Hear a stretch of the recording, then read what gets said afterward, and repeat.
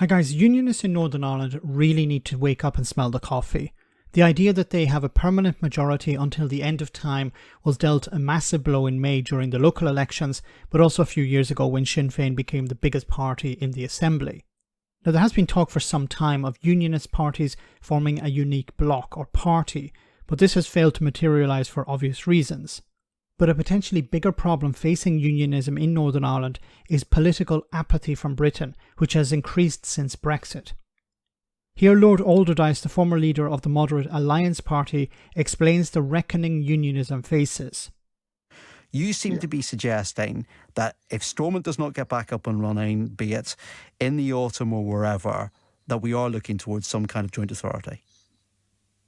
Well, the Good Friday Agreement, as you will recall, just a few weeks ago, we were marking 25 years of Good Friday Agreement, and it's got three important elements.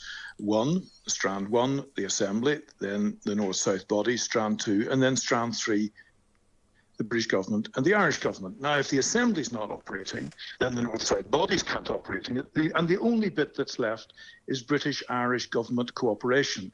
Then the British government has a responsibility to all the citizens of the United Kingdom, but we're talking about Northern Ireland, to all the citizens of Northern Ireland to ensure good governance. And that hasn't been happening over quite a period of time. And it seems to me clear that that there's not going to be a return to the direct rule that we had in the past, where the British government ran on its own affairs in Northern Ireland. If it remits to the British government, it will be done with some form of collaboration with the Irish government, because Strand 3 of the Good Friday Agreement still exists and is still operational. Which is completely correct. You know, Strand 1, of course, being the Assembly, but the Assembly is not operating correctly because the DUP have pulled the plug. Why? Because Sinn Féin are the biggest party. Now, they were talking about the Good Friday Agreement, the Northern Ireland Protocol, and how the Good Friday Agreement was impacted by that. That was a pile of crap. The real reason is because of Sinn Féin. They don't want to go into government with Sinn Féin when Sinn Féin are the largest party. And of course, Sinn Féin get the top spot of First Minister. So they boycotted it. But then the next position is, of course, the North-South bodies in Strand 2, and then Strand 3, of course, would be joint authority, where you have the Irish government involved in Northern Ireland. Now, just think about it from the unionist perspective. Do you want the Irish government involved in Northern Ireland? Of course not. But this is what's on the table because of the DUP. Now, I think the DUP will get back into the executive in the autumn. They don't have any other choice. But if they don't, they're once again giving Republicans, those being Sinn Féin, ammunition against the union, because they're demonstrating that the union doesn't function, that Northern Ireland as a state, or a state within a state, doesn't function, a province or region or whatever you want to call it. Devolution doesn't function, direct rule doesn't function. Then what is left? Of course, the Good Friday Agreement existed over the past 25 years when we had those periods of direct rule. What has changed, and how would unionists react to that? First of all, what has changed is that it's clear there is now no longer a dominant unionist majority.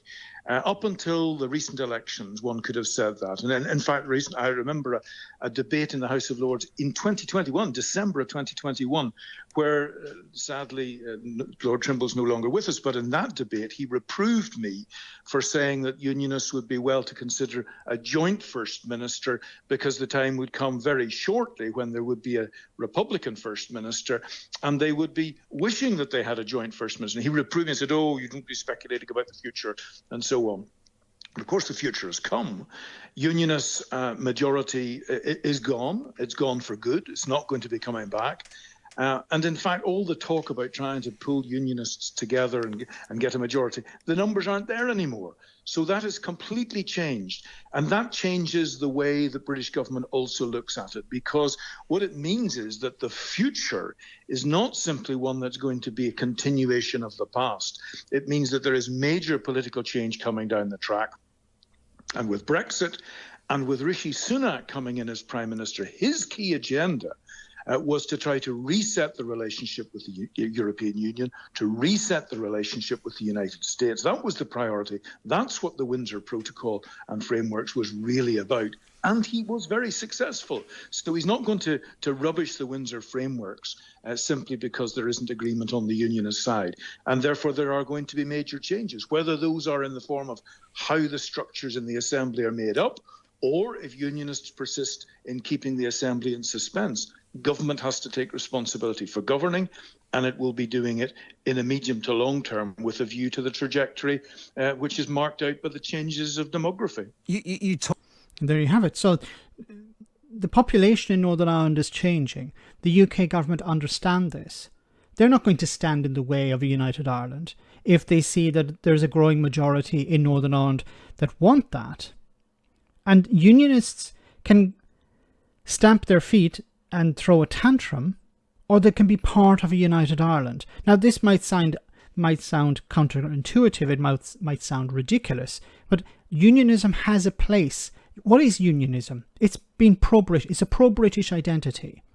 And I've said before on this channel that a pro-British identity can exist within a united Ireland, in the same way as a pro-British identity can exist anywhere else in the world.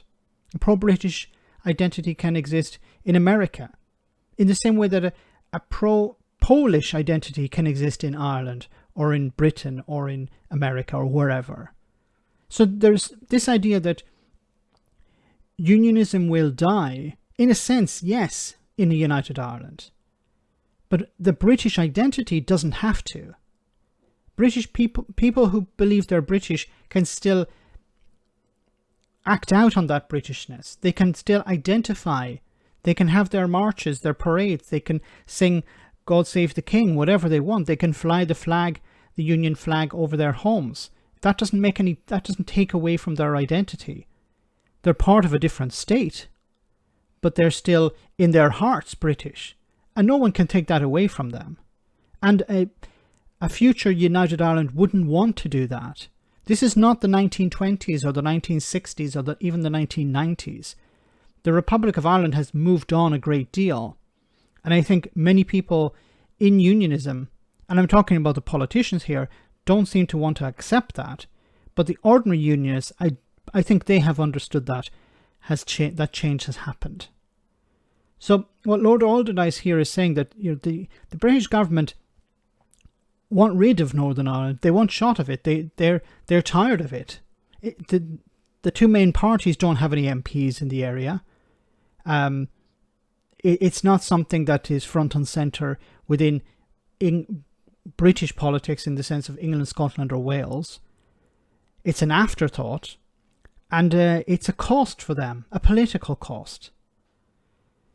Let me know in the comment section, guys, what you think about all of this. As always, your comments are greatly appreciated. Thanks a lot.